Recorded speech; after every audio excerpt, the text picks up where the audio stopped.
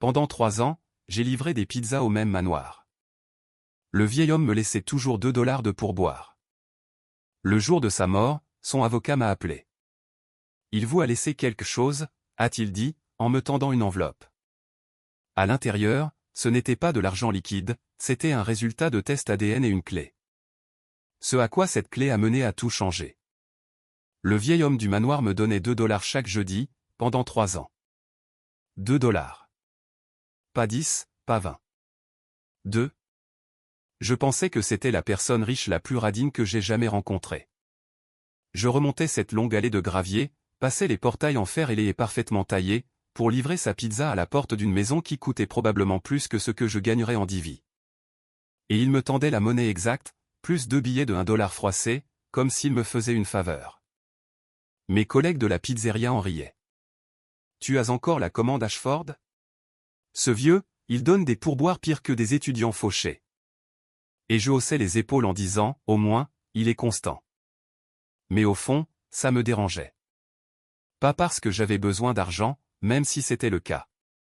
Ça me dérangeait parce que je ne pouvais pas le comprendre. Voici un homme vivant seul dans un manoir colonial de 3 étages, commandant la même pizza moyenne au pepperoni chaque jeudi à 19h15 exactement, et il ne pouvait pas épargner plus de 2 dollars pour le livreur qui parcourait 15 minutes sous la pluie et la neige pour la lui apporter. Je pensais comprendre les gens riches. Je pensais qu'ils étaient soit généreux parce qu'ils pouvaient se le permettre, soit avares parce que c'est comme ça qu'ils restaient riches. Murray Ashford n'entrait dans aucune catégorie. Il était tout autre chose, quelque chose que je ne pouvais pas nommer. Ce que je ne savais pas, ce que je ne pouvais absolument pas savoir, c'est que ces 2 dollars n'avaient jamais été une question d'argent. C'était un message, une connexion.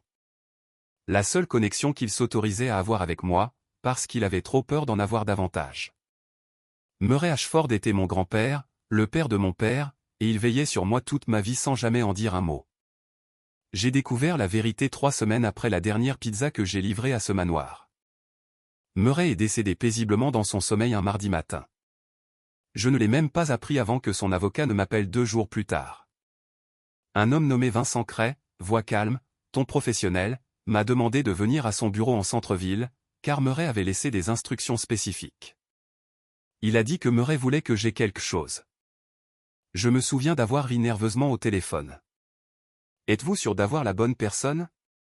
Je ne suis que le livreur de pizza. Vincent n'a pas ri. Monsieur Kelly, je vous assure qu'il n'y a pas d'erreur.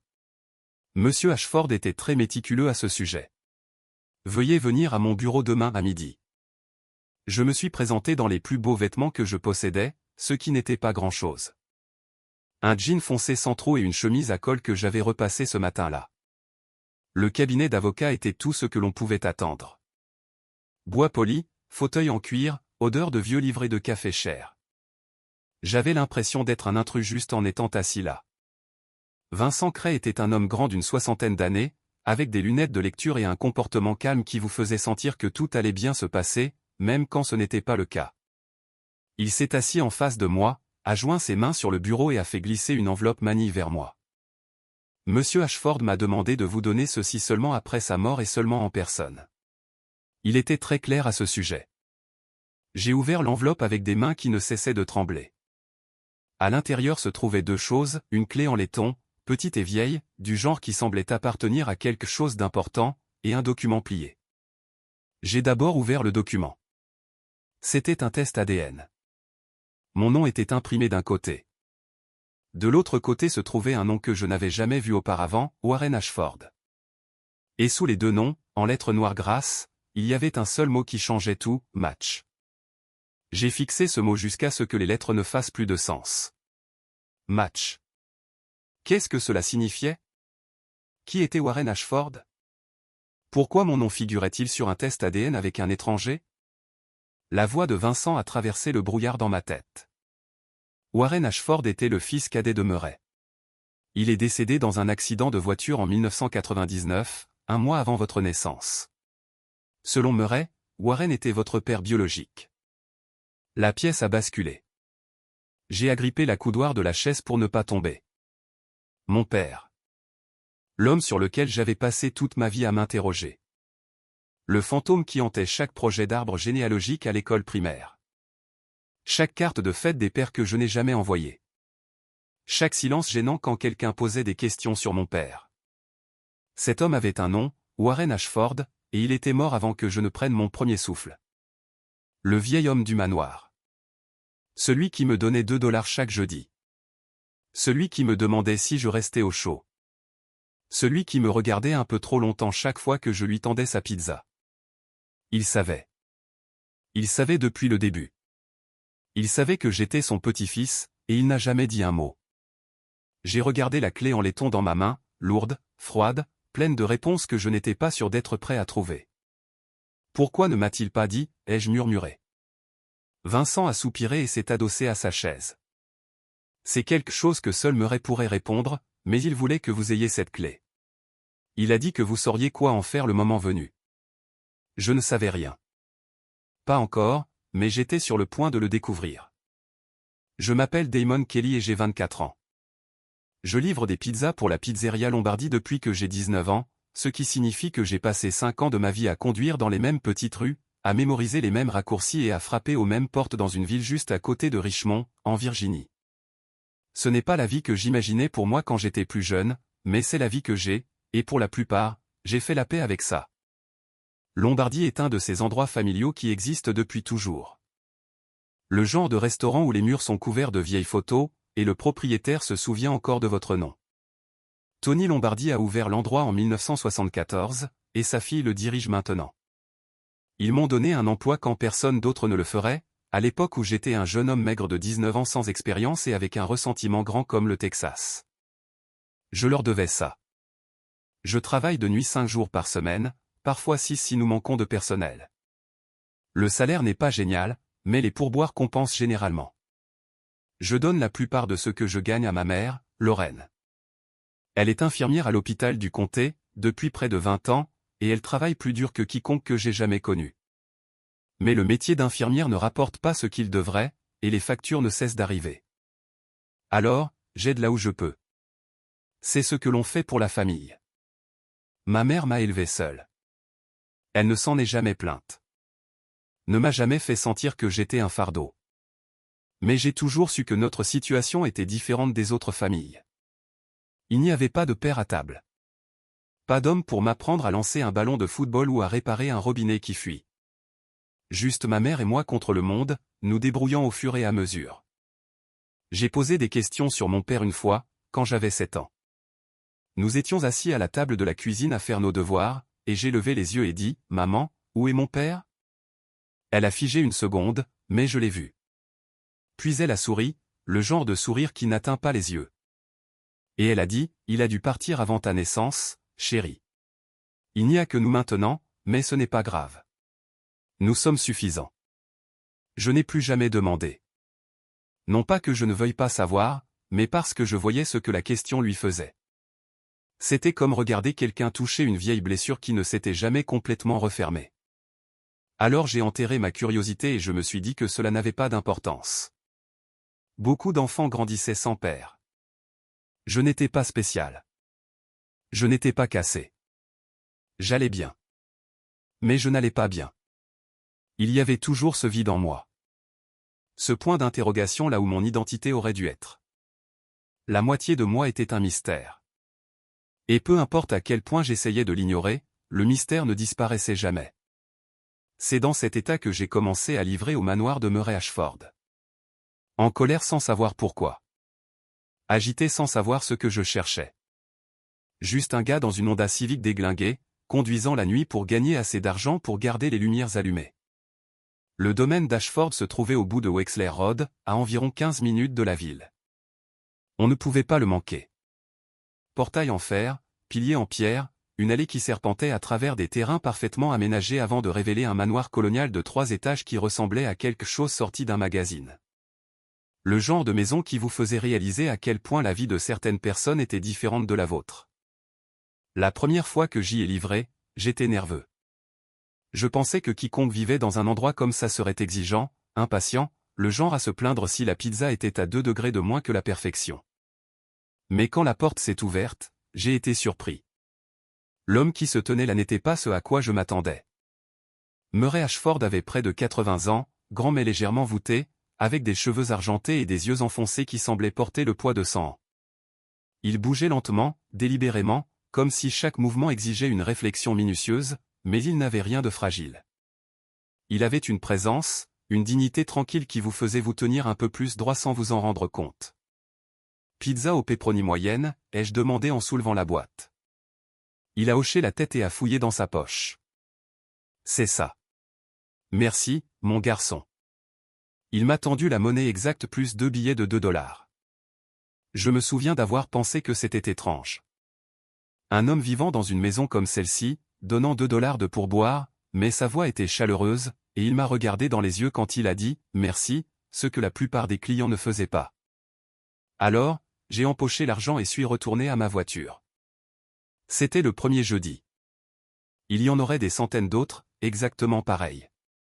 Même commande, même heure, même pourboire de 2 $. Et chaque semaine, Murray Ashford me regardait avec ses yeux lourds et me posait une petite question. Nuit froide. Vous restez au chaud dehors? Service chargé ce soir. Vous allez bien, mon garçon? Des questions simples. Rien de personnel. Mais la façon dont il les posait, la façon dont il s'attardait à la porte comme s'il ne voulait pas que je parte, cela donnait toujours l'impression qu'il y avait quelque chose de plus, quelque chose qu'il voulait dire mais ne pouvait pas. Je me disais que j'imaginais. Les vieux hommes riches ne se souciaient pas des livreurs de pizza. Nous étions invisibles pour des gens comme lui. Juste un service, une commodité, un visage qu'ils oubliaient dès que la porte se refermait. Je n'avais aucune idée à quel point j'avais tort. L'appel téléphonique est arrivé un mardi après-midi, 3 semaines après la dernière pizza que j'ai livrée à ce manoir. J'étais assis sur mon canapé, en train de faire défiler mon téléphone, profitant d'une rare journée de congé, quand un numéro inconnu a clignoté sur l'écran. J'ai failli laisser le répondeur prendre. Je suis content de ne pas l'avoir fait. Monsieur Kelly, je m'appelle Vincent Cray. Je suis avocat et je représente la succession de Murray Ashford. Je me suis redressé sans m'en rendre compte. Murray Ashford? Le gars sur Wexler Road? Oui. J'ai le regret de vous informer que Monsieur Ashford est décédé il y a 5 jours. Il est décédé paisiblement dans son sommeil.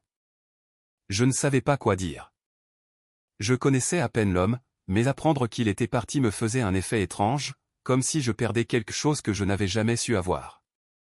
Je suis désolé d'entendre ça, ai-je réussi à dire. Il semblait être une bonne personne. Il y eut un silence de l'autre côté de la ligne. Monsieur Kelly, la raison de mon appel est que Monsieur Ashford a laissé des instructions spécifiques vous concernant. Il a demandé que vous veniez à mon bureau dès que possible. Il vous a laissé quelque chose. J'ai presque ri. Il m'a laissé quelque chose? Monsieur, je crois qu'il y a une erreur. Je n'ai fait que livrer sa pizza. Je ne le connaissais pas vraiment. La voix de Vincent est restée calme. Il n'y a pas d'erreur. Monsieur Ashford était très particulier à ce sujet. Pouvez-vous venir à mon bureau demain à midi? J'ai accepté, principalement par curiosité. Qu'est-ce qu'un homme comme Murray Ashford pouvait bien laisser à quelqu'un comme moi? Une carte de remerciement, un dernier pourboire. Cela n'avait aucun sens, mais rien chez Murray Ashford n'avait jamais eu de sens pour moi. Le lendemain, je me suis rendu en ville à un cabinet d'avocats sur Chambers Street. Le bâtiment était vieux mais élégant, le genre d'endroit où les décisions importantes étaient prises derrière des portes closes. J'ai trouvé le bureau de Vincent Cray au 3e étage et j'ai frappé 2 fois avant d'entrer. Vincent était exactement ce que l'on attend d'un homme qui a passé sa vie à gérer les affaires des autres, grand, posé, avec des lunettes de lecture posées sur son nez et un comportement calme qui vous mettait à l'aise. Il m'a serré la main fermement et m'a fait signe de m'asseoir dans un fauteuil en cuir en face de son bureau. Merci d'être venu, Monsieur Kelly. Je sais que cela doit vous sembler inhabituel. C'est un mot pour le dire, ai-je dit, essayant de paraître détendu, même si mon cœur battait la chamade. Vincent s'est assis et a joint ses mains sur le bureau. Monsieur Ashford et moi étions amis depuis plus de 30 ans. C'était un homme discret, mais un homme bon. Dans ces derniers mois, il s'est beaucoup concentré sur la régularisation de ses affaires. Il m'a donné des instructions explicites concernant plusieurs questions, y compris vous. Il a fouillé dans un tiroir et en a sorti une enveloppe manille. Il l'a fait glisser sur le bureau vers moi. Il m'a demandé de vous donner ceci seulement après sa mort et seulement en personne. Ce furent ses mots exacts. J'ai pris l'enveloppe. Elle était plus lourde que je ne l'avais imaginé. Je l'ai ouverte avec précaution et en ai sorti le contenu. Une clé en laiton, vieille et usée, du genre qui semblait appartenir à une autre époque, et un document plié avec un en-tête officiel. J'ai déplié le document et l'ai lu une fois. Puis je l'ai relu, car mon cerveau refusait d'accepter ce que mes yeux voyaient. C'était un test ADN. Mon nom était imprimé d'un côté, Damon Kelly. De l'autre côté se trouvait un nom que je n'avais jamais entendu auparavant, Warren Ashford. Et en bas, en lettres grasses qui semblaient pulser sur la page, il y avait un seul mot. Match. Je ne comprends pas, ai-je dit, ma voix à peine audible. Qui est Warren Ashford? Vincent a retiré ses lunettes et les a posées sur le bureau. Son expression s'est adoucie. Warren était le fils cadet de Murray. Il est décédé dans un accident de voiture en août 1999, un mois avant votre naissance. La pièce a commencé à tourner. J'ai agrippé la coudoir de la chaise pour me stabiliser. Vous êtes en train de me dire que Warren Ashford était mon père? Selon Murray, oui. Il a fait réaliser ce test ADN il y a plusieurs années en utilisant des échantillons qu'il a obtenus discrètement. Il n'a jamais parlé des résultats à personne, pas même à son autre fils. Mon père, l'homme sur lequel je m'étais interrogé toute ma vie, le fantôme qui hantait chaque espace vide de mon enfance. Il avait un nom, Warren Ashford, et il est mort avant même que je ne prenne ma première inspiration. Le vieil homme qui me donnait $2 chaque jeudi n'était pas juste un riche étranger. C'était mon grand-père. Il savait qui j'étais chaque fois que je lui tendais cette boîte de pizza. Et il n'a jamais dit un mot. Pourquoi, ai-je demandé, la gorge serrée. Pourquoi ne m'a-t-il pas dit? Avant que Vincent ne puisse répondre, la porte du bureau s'est ouverte brusquement. Un homme est entré en trombe, le visage rouge de colère, suivi d'une femme aux traits acérés et aux yeux froids. J'ai immédiatement reconnu l'expression sur leur visage. C'était l'expression de personnes qui croyaient posséder le monde et qui en voulaient à quiconque osait y occuper de la place. C'est absurde, a craché l'homme en me fusillant du regard. Vous nous faites croire que mon père a laissé quelque chose au livreur de pizza? C'est une fraude. C'est une arnaque, et je ne le supporterai pas. Vincent s'est levé calmement. Monsieur Ashford, les instructions de votre père étaient claires. J'exécute simplement ses volontés. La femme s'est approchée, ses yeux me transperçant comme des couteaux. Nous contesterons chaque détail de ceci. Vous n'êtes pas de la famille. Vous n'êtes rien. Et si vous pensez que vous allez prendre un centime de ce qui nous appartient, vous vous trompez lourdement. Je les ai regardés, la haine brûlant dans leurs yeux, et j'ai réalisé quelque chose. Je n'avais rien demandé de tout cela. Je n'étais pas venu ici chercher de l'argent, des biens ou une place dans leur arbre généalogique. Je suis venu parce qu'un vieil homme qui me donnait $2 me l'avait demandé.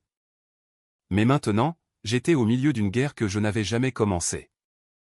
J'ai conduit directement chez ma mère après avoir quitté le bureau de Vincent. Mes mains tremblaient si fort que je pouvais à peine tenir le volant. Le test ADN était posé sur le siège passager à côté de moi. Et chaque fois que je le regardais, j'avais l'impression que le sol se dérobait sous mes pieds. Toute ma vie, tout ce que je pensais savoir de moi-même était construit sur un mensonge, et ma mère était celle qui l'avait raconté. Je me suis garé dans l'allée et je suis resté dans la voiture pendant une minute entière, essayant de me ressaisir. Je ne voulais pas y aller en colère. Je ne voulais pas dire des choses que je ne pourrais pas reprendre. Mais les questions qui brûlaient en moi n'attendaient plus. Ma mère était dans la cuisine quand je suis entré.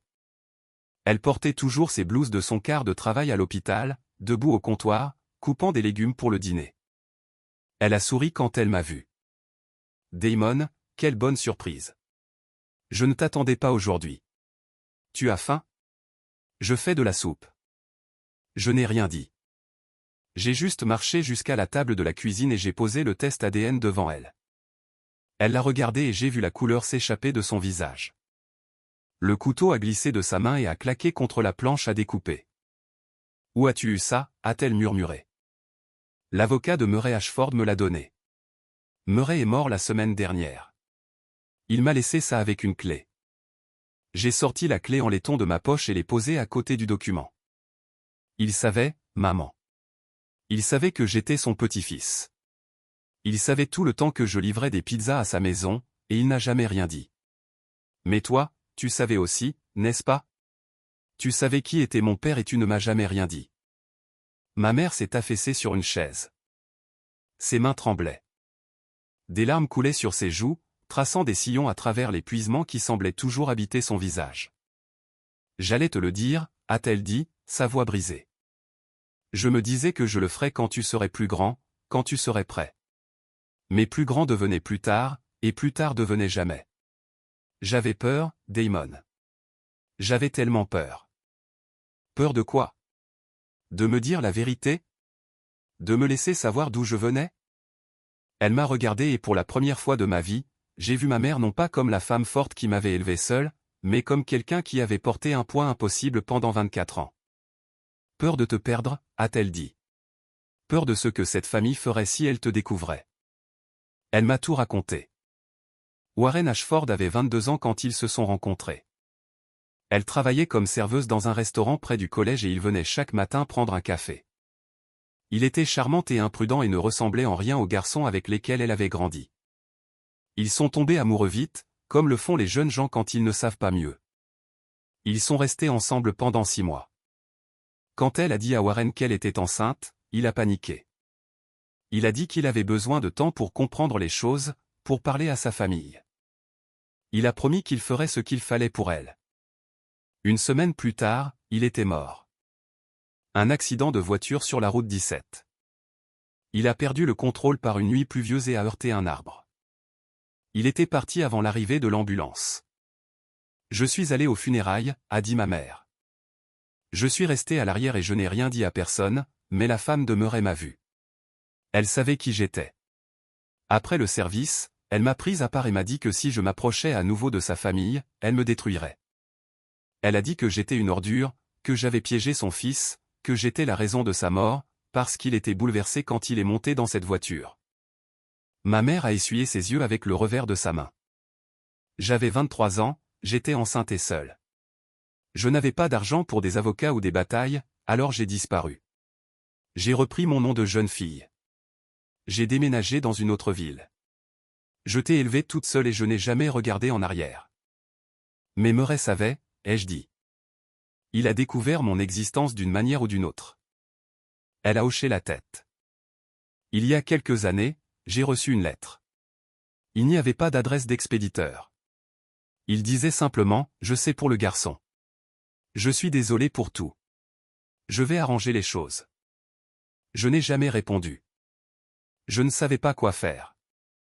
J'ai pensé que si je l'ignorais, ça disparaîtrait. Je me suis assis en face d'elle. La colère que j'avais ressentie en conduisant s'est estompée, remplacée par quelque chose de plus lourd, de la tristesse, de la compréhension. La réalisation que ma mère n'avait pas gardé ce secret pour me blesser. Elle l'avait gardé pour me protéger des gens qui voulaient faire semblant que je n'existais pas. Mais je ne pouvais plus faire semblant. Murray Ashford avait passé les 3 dernières années de sa vie à commander des pizzas juste pour voir mon visage. Il m'avait regardé grandir de loin, collectionnant des photographies, des bulletins scolaires et des souvenirs d'un petit-fils qu'il avait trop peur de revendiquer. Et avant de mourir, il m'avait laissé une clé.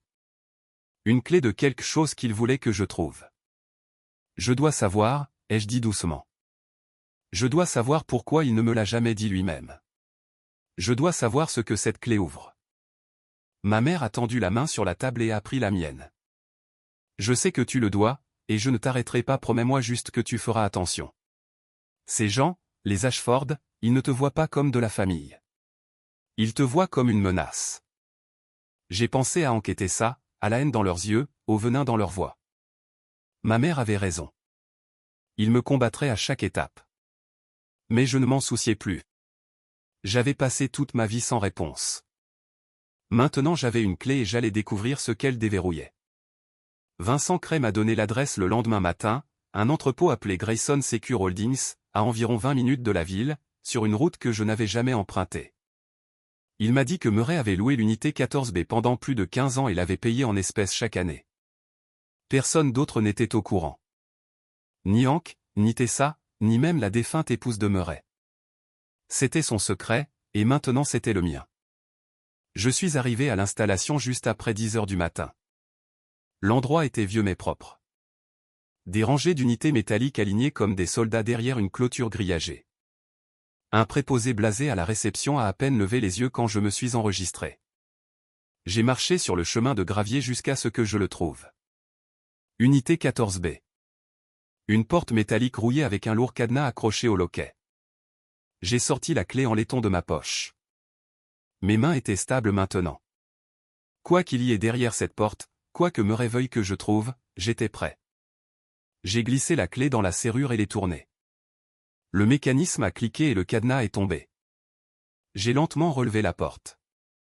La lumière du soleil a inondé l'obscurité, révélant une petite pièce remplie de boîtes soigneusement empilées et un simple bureau en bois poussé contre le mur du fond. Sur le bureau, il y avait une enveloppe scellée avec mon nom écrit en tremblant. Je me suis approché du bureau et j'ai pris l'enveloppe. Elle était épaisse, plus lourde qu'une lettre normale.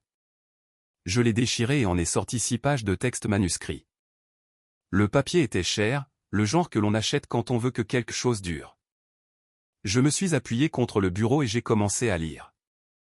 Cher Damon, si tu lis ceci, alors je suis parti. Et je suis désolé. Je suis désolé de n'avoir jamais été assez courageux pour te dire la vérité de mon vivant. Je suis désolé d'avoir laissé la peur et la honte m'empêcher d'être le grand-père que tu méritais. J'ai commis de nombreuses erreurs dans ma vie, mais mon silence avec toi est celle que je regrette le plus. Ton père était mon fils, Warren. Il était sauvage et impulsif, le genre de jeune homme qui vivait comme si le lendemain n'existait pas. Mais il avait un bon cœur. Il aimait ta mère. Je sais qu'il l'aimait, car il me l'a dit la nuit avant de mourir. Il est venu dans mon bureau et m'a dit qu'il avait mis une fille enceinte, une serveuse nommée Lorraine, et qu'il allait l'épouser. Il a dit qu'il en avait fini de fuir ses responsabilités. Il allait être père et il allait le faire correctement. Je lui ai dit que j'étais fier de lui. Ce furent les derniers mots que j'ai jamais prononcés à mon fils. L'accident s'est produit la nuit suivante. Warren a perdu le contrôle de sa voiture sur la route 17. La police a dit qu'il était mort sur le coup. Il n'a jamais souffert. Mais j'ai souffert chaque jour depuis, me demandant quel genre d'homme il serait devenu, quel genre de père il aurait été pour toi. Ma femme et l'année n'a pas pu accepter ce qui s'était passé. Elle a blâmé ta mère. Elle a dit que Lorraine avait piégé Warren, l'avait distrait, avait causé l'accident avec sa nouvelle. Ce n'était pas vrai, mais le chagrin fait croire des choses terribles aux gens. Eleanor m'a fait choisir. Soit je coupais tous les liens avec ta mère et faisais semblant que tu n'existais pas, soit elle me quittait et emportait tout avec elle. J'étais un lâche, Damon. J'ai choisi mon mariage. J'ai choisi le silence. Je me suis dit que c'était la bonne chose à faire, que tu serais mieux sans le nom Ashford te pesant sur les épaules. Mais c'était un mensonge que je me racontais pour pouvoir dormir la nuit. Je n'ai jamais cessé de te surveiller. J'ai engagé un détective privé pour qu'il m'envoie des mises à jour chaque année. J'ai des photographies de toi à chaque étape de ta vie. Ton premier jour d'école, ta foire scientifique de 8e année, ton diplôme de lycée. Je t'ai vu grandir en homme de loin, et chaque photographie me rendait fier et me brisait le cœur en même temps. Quand tu as commencé à livrer des pizzas chez moi, j'ai pensé que Dieu me donnait une seconde chance. Je ne pouvais pas te dire la vérité. J'avais trop peur de ce que cela ferait à toi, à ta mère, à la paix fragile que j'avais bâtie avec mon autre fils. Mais je pouvais te voir. Je pouvais entendre ta voix. Je pouvais te demander comment tu allais et faire semblant, juste un instant, de faire partie de ta vie. Les $2 que je te donnais en pourboire chaque semaine n'ont jamais été une question d'argent. En 1974, une tasse de café coûtait $2 au restaurant où j'ai emmené ta grand-mère pour notre premier rendez-vous. C'était ma façon d'honorer sa mémoire. Ma façon de dire que je me souvenais. Ma façon de me connecter à toi sans avoir le courage de prononcer les mots à voix haute. J'ai arrêté de lire. Ma vision était brouillée par les larmes. J'ai essuyé mes yeux avec le revers de ma main et j'ai continué. Dans ces boîtes, tu trouveras tout. Des documents prouvant que tu es le fils biologique de Warren. Un fonds en fiducie que j'ai créé à ton nom il y a 12 ans, financé par des comptes que personne d'autre ne connaît.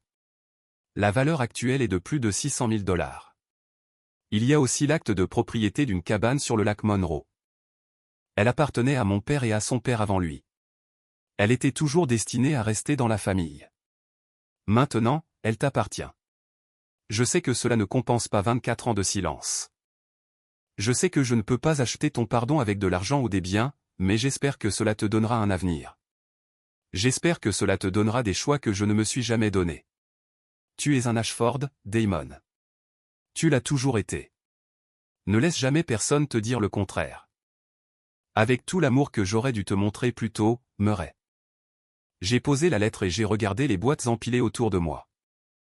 Je les ai ouvertes une par une. Des photos de moi enfant, prises de loin par quelqu'un que je n'avais jamais remarqué. Des bulletins scolaires avec des notes manuscrites dans les marges. Des coupures de journaux. Des documents légaux. Un relevé de fonds fiduciaires à mon nom. L'acte de propriété d'une cabane que je n'avais jamais vue. Je me suis effondré sur le sol en béton froid et me suis laissé pleurer.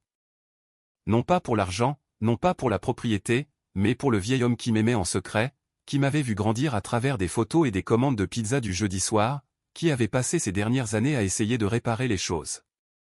C'était mon grand-père, et même s'il ne l'avait jamais dit à voix haute, il m'aimait. La bataille juridique a duré 4 mois. Hank et Tessa Ashford ont tout contesté. Ils ont affirmé que j'avais manipulé Murray dans ces dernières années. Ils ont dit que j'étais un escroc qui avait ciblé un vieil homme vulnérable. Ils ont engagé des avocats coûteux et ont déposé motion après motion, essayant de m'ensevelir sous la paperasse et des frais de justice que je ne pouvais pas me permettre. Mais Vincent Cray était préparé. Murray avait passé des années à construire un dossier que personne ne pouvait démolir. Vincent a produit des décennies de documents, des relevés bancaires montrant des paiements à des détectives privés, des photographies avec des dates estampillées au dos. Les journaux personnels de Murray, remplis d'entrées me concernant sa culpabilité, concernant son espoir qu'un jour il trouverait le courage de me dire la vérité. Le test ADN n'était que la dernière pièce d'un puzzle que Murray assemblait depuis plus de 2 décennies.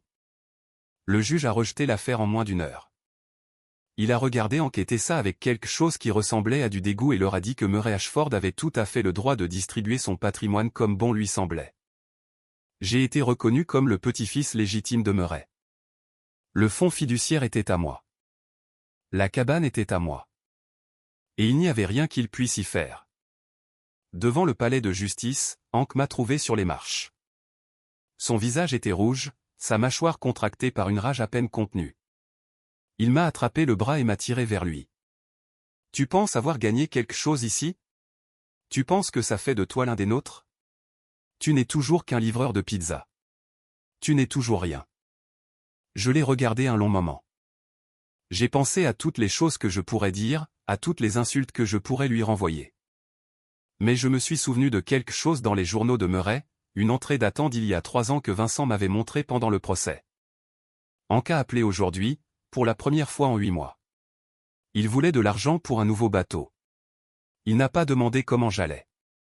Il n'a pas demandé de mes nouvelles, juste de l'argent. Je me demande parfois s'il m'a jamais aimé, ou si je n'ai jamais été qu'un compte en banque pour lui.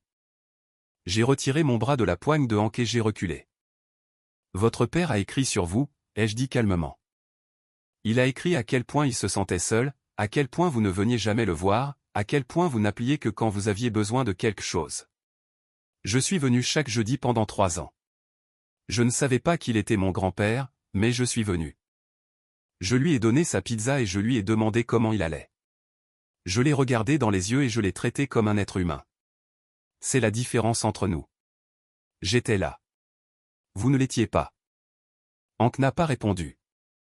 Il est resté là, bouche ouverte, cherchant des mots qui ne venaient pas. Sa femme lui a tiré la manche et ils sont partis sans se retourner. Je ne les ai plus jamais revus. 2 semaines plus tard, j'ai emmené ma mère à la cabane sur le lac Monroe. Elle était plus petite que je ne l'espérais, une modeste maison de 2 chambres avec un porche enveloppant et une vue sur l'eau qui faisait oublier le reste du monde. L'intérieur sentait le cèdre et les vieux livres. Il y avait des photographies sur les murs de personnes que je ne reconnaissais pas, des générations d'Ashford qui s'étaient tenues sur le même porche et avaient regardé les mêmes couchers de soleil. Ma mère se tenait à la balustrade, regardant le lac. Des larmes coulaient sur son visage, mais elle souriait. « Je n'aurais jamais pensé voir cet endroit », a-t-elle dit. Warren en parlait. Il disait qu'il voulait m'y emmener un jour. Il disait que c'était l'endroit le plus paisible sur Terre. J'ai mis mon bras autour d'elle. Maintenant, c'est le nôtre, un endroit qui nous appartient. Elle a posé sa tête sur mon épaule. Je suis désolé de t'avoir caché la vérité si longtemps. Je pensais te protéger. Je n'avais pas réalisé que je ne faisais que retarder l'inévitable.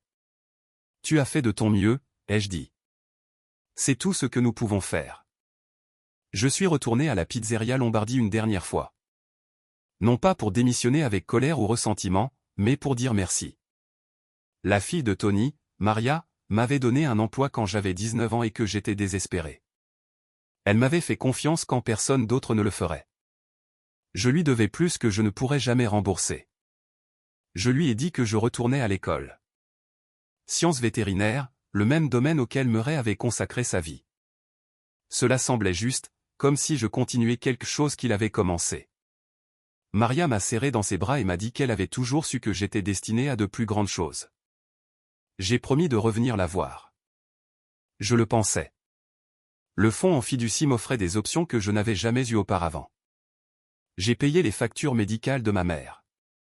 Je lui ai acheté une nouvelle voiture pour remplacer celle qui tombait en panne depuis des années. Je me suis inscrit à l'université d'État et j'ai commencé à construire un avenir que je n'avais jamais osé imaginer. Mais l'argent n'était jamais le but. La cabane n'était jamais le but. Ce qui importait, c'était de savoir d'où je venais. Ce qui importait, c'était de comprendre que mon père avait aimé ma mère, qu'il avait voulu faire partie de ma vie, qu'il était mort en essayant de devenir l'homme qu'il savait devoir être. Ce qui importait, c'était de savoir que mon grand-père avait veillé sur moi de loin, qu'il m'avait aimé de la seule façon qu'il connaissait. Que ces pourboires de $2 n'avaient jamais été une question d'argent du tout. Je pensais que la famille était une question de sang. Maintenant, je sais que c'est une question de présence. C'est une question de petites choses. Une question posée par une nuit pluvieuse. Une lettre écrite pour quelqu'un que vous ne rencontrerez peut-être jamais. Une clé en laiton laissée derrière pour déverrouiller la vérité. Murray Ashford était mon grand-père. Il n'a jamais prononcé les mots à voix haute. Mais il m'aimait. Et cet amour, silencieux, caché et imparfait qu'il était, a tout changé. J'ai accroché une photographie encadrée dans la cabane au-dessus de la cheminée. C'était une photo de Murray, tirée d'une des boîtes, debout sur ce même porche des décennies plus tôt, souriant à l'appareil photo comme s'il avait tout le temps du monde. En dessous, j'ai monté la clé en laiton sur une petite plaque en bois. La clé qui a tout déverrouillé. Certaines personnes passent toute leur vie à chercher leur place. J'ai trouvé ma réponse dans un entrepôt, dans une pile de vieilles photos, dans l'écriture d'un homme qui avait trop peur de parler mais assez courageux pour écrire. Je suis Damon Kelly. Je suis un Ashford et je suis enfin chez moi. Si cette histoire vous a touché le cœur, faites-moi une faveur. Appuyez sur le bouton « J'aime » et partagez cette vidéo avec quelqu'un qui a besoin de l'entendre. Laissez un commentaire ci-dessous et dites-moi ce que vous auriez fait si vous aviez découvert un secret comme celui-ci sur votre famille. Et si vous n'êtes pas encore abonné, allez-y, cliquez sur le bouton « S'abonner » et activez les notifications pour ne jamais manquer une autre histoire. Je lis chaque commentaire et j'adore avoir de vos nouvelles. Merci d'avoir regardé. Merci d'être là et je vous dis à la prochaine.